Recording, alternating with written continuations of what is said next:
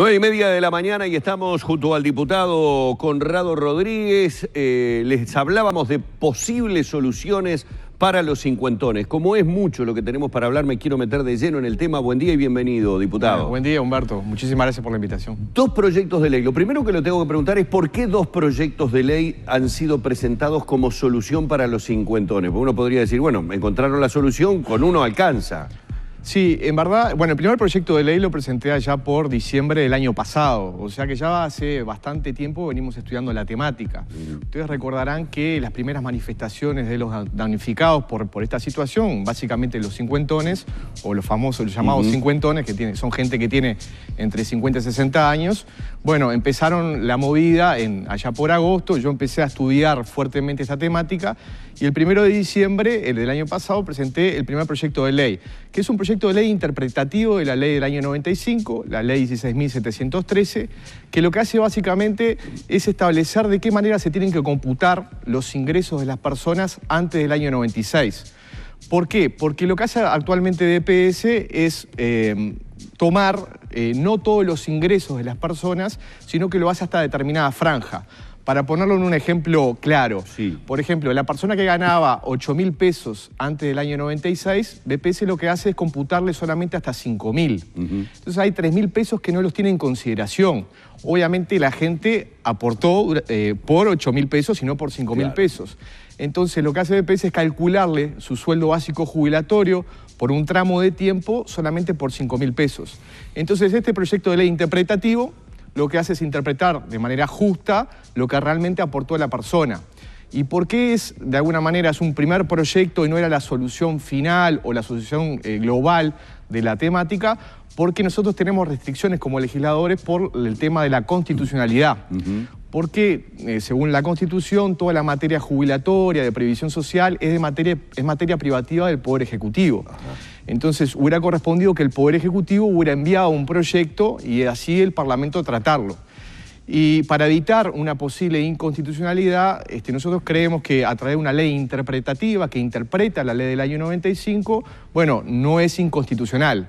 Por eso fue este primer proyecto de ley, que vuelvo a repetir, fue presentado allá por el 1 de diciembre del año pasado, y después un segundo proyecto de ley. Pero, diputado, para que quede claro, ese primer proyecto del que usted habla, de la ley interpretativa, no sería una solución definitiva, pero acercaría, para hablarlo en plata, no sería el 100%, digamos, pero acercaría en un promedio de ¿cuántos miles de pesos, por ejemplo, a los damnificados? Bueno, BPS ha hecho dos estudios, básicamente. Estudió justamente nuestro primer proyecto de ley, inclusive lo ha individualizado en el informe, en el cual dice que el costo sería de 21 millones de dólares anuales.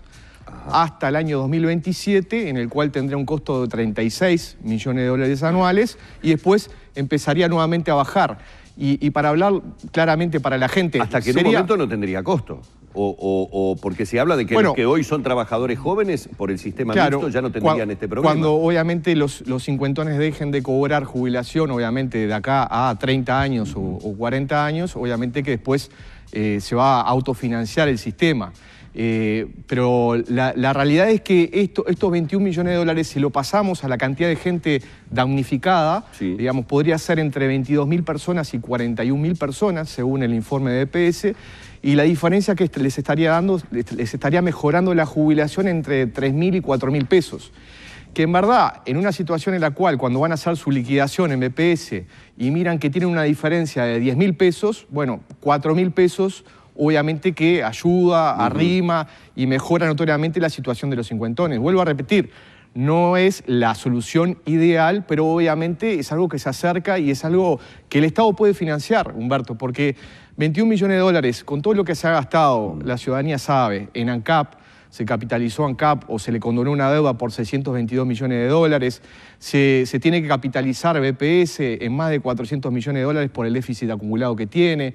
Mismo en los últimos días nos hemos enterado que por un error de cálculo a la hora de pagar las licencias de los trabajadores de la construcción, BPS está gastando 50 millones de dólares. O sea, hay lugar donde se pueden empezar a ajustar las clavijas y conseguir esos recursos, esos 21 millones de dólares, para dar una primera solución a los cincuentones. Una primera solución. El segundo proyecto de ley. El segundo proyecto. más caro, digamos, es más para caro. decirlo en plata. Es obviamente la solución ideal, que sería la posibilidad de que todos los cincuentones, aquellos que tienen entre 51 y 60 años, puedan pasar al régimen de transición, que el régimen de transición, yo les quiero contar a la gente, el régimen de transición es un régimen que también creó la ley del año 95. O sea, no es un régimen que venía de atrás, sino que la misma ley del año 95, la ley 16.713, creó este régimen de transición. ¿Para quiénes lo creó? Lo creó para la gente que tenía entre 40 años y más. Aquellos que tenían más de 40 años y no tenían causal jubilatoria. Para esa gente se mejoró ostensiblemente sus jubilaciones, porque se elevaron los topes y de esa manera tuvieron mejores jubilaciones. Entonces, los cincuentones, obviamente, lo que hacen es compararse con esa gente. Los cincuentones no se están comparando con el régimen anterior de BPS solo. Claro. A lo mejor, si hiciéramos esa comparación, los cincuentones no estarían perdiendo. Pero obviamente, como se mejoraron las jubilaciones para la gente que tenía más de 40 años y que ya han accedido muchos de ellos a la jubilación, obviamente que ahí ven la diferencia. Y este segundo proyecto sí tiene un costo superior porque tiene un costo anual de entre 121 millones de dólares y 186 millones de dólares. Obviamente que para el Estado en este momento de, digamos, de retracción económica, bueno, es un poco más dificultoso. Y ese sí solucionaría definitivamente el tema. Yo pienso que sí. Que ese sería el costo para solucionarlo en forma definitiva. Ahora, tengo que preguntarle, diputado, algo que es lo que uno se plantea, porque hubo mucha declaración y mucha declaración política, y sabemos que cuando el tema entra en el terreno político, fundamentalmente porque a veces falla la memoria, se puede entreverar un poco el tema. Hoy por hoy está señalado el Partido Colorado, le diría yo, como el principal culpable de este daño que se le está causando a esta generación con actores de gobierno desde todos los ámbitos, que están dando palo duro a quienes en aquel momento dijeron que esta era la solución para el tema de las jubilaciones. ¿Pero hubo cambios o no hubo cambios en las reglas de juego durante ese periodo, digamos, desde que se aprobó la ley hasta ahora? En verdad, varias cosas. Primero hay que decir que la reforma del año 95, a mi juicio, salvó el sistema, porque el sistema estaba totalmente desfinanciado, totalmente colapsado, totalmente quebrado. O sea, que obviamente que una reforma tenía que hacerse. Y el sistema mixto fue un sistema bastante novedoso, no solamente para la región o para toda Latinoamérica, sino para el mundo. Inclusive muchos países latinoamericanos lo tomaron como modelo y algunos países europeos también.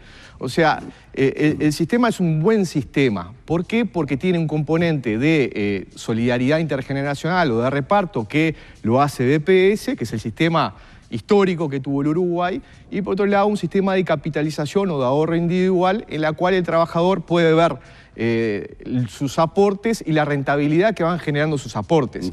Entonces yo creo que el sistema es bueno y sobre todo es muy bueno y muy favorable para los jóvenes que empezaron a su vida laboral allá por el año 96.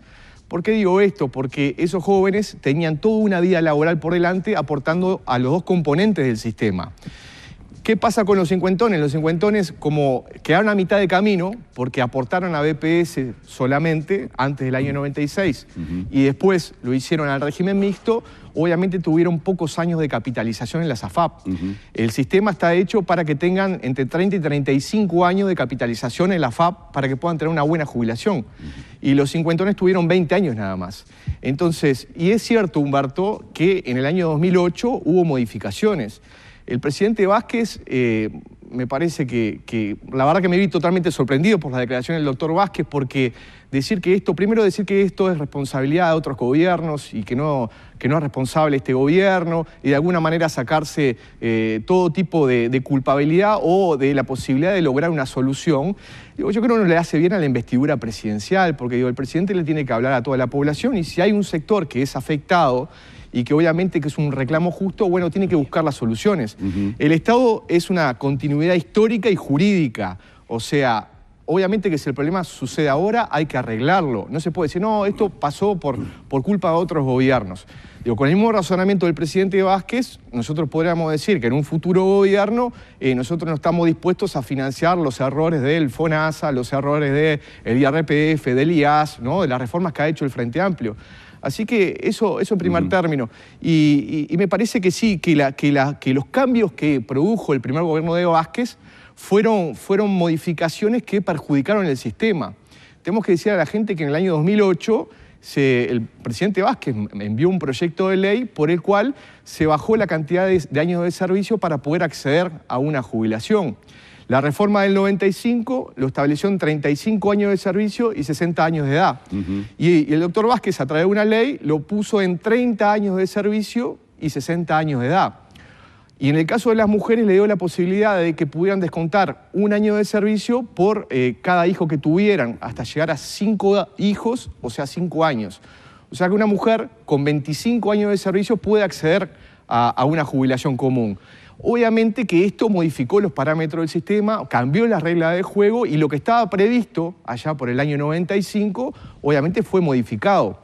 Porque la gente tiene menos años de trabajo, menos años de aporte, accede a una jubilación y obviamente tiene menos años de aporte, sobre todo a las AFAP. Entonces, obviamente que su jubilación va a ser menor. Diputado, le queremos agradecer. Obviamente no existe el tiempo suficiente como para desarrollar lo que son 2 proyectos de ley. Ha quedado claro que por lo menos son 2 iniciativas, una ley interpretativa con un costo mucho menor. La otra solución, tal vez la definitiva, como decía el diputado, con un costo que obviamente se entiende sería difícil de afrontar, pero bueno, son elementos que demuestran que por lo menos desde el Partido Colorado y en particular desde el Parlamento el tema se está trabajando, es decir, que sí está en agenda. Sí, está en agenda. Nosotros hemos hablado en la media hora previa, hemos presentado todos proyectos, hemos comparecido a la Comisión de Seguridad Social, hemos hablado con el ministro Murro, hemos hablado con el ministro Astori, nos hemos juntado con la bancada oficialista, hemos hecho todo lo que está en nuestro alcance para que se pueda aprobar uno de estos proyectos para dar esta solución a la gente que la está requiriendo. Vuelvo a repetir, esto es un tema de justicia. Si la gente aportó por determinados ingresos, bueno, eso se tiene que ver reflejado en la jubilación. Yo creo que el mensaje principal que nosotros le tenemos que dar a la ciudadanía es que estamos preocupados y estamos ocupados por el tema y queremos realmente una solución. Y permitime decir esto último. Antes te quiero dar este informe de BPS, que es lo que venimos hablando, de los 21 millones de dólares y de los 121 y 186 millones de dólares, porque BPS se tomó el trabajo de hacer un estudio sobre nuestros 2 proyectos. Así que no es cierto lo que dice el ministro Murro de que no es una mala interpretación la que hace BPS sobre la ley, porque el BPS está reconociendo que sí lo es cuando se toma el trabajo de hacer un estudio sobre nuestro primer proyecto que sí dice que hay una mala interpretación de BPS. Diputado, muchísimas gracias. Nos tenemos que ir porque ya lo tengo a Roberto Moar desde Mendoza. Muy amable. Muchísimas gracias, Humberto. Vamos cerrando por aquí el encuentro con el diputado Conrado Rodríguez, Partido Colorado, con todo este material que nos ha traído sobre los 2 proyectos de ley que procuran resolver la situación de los cincuentones.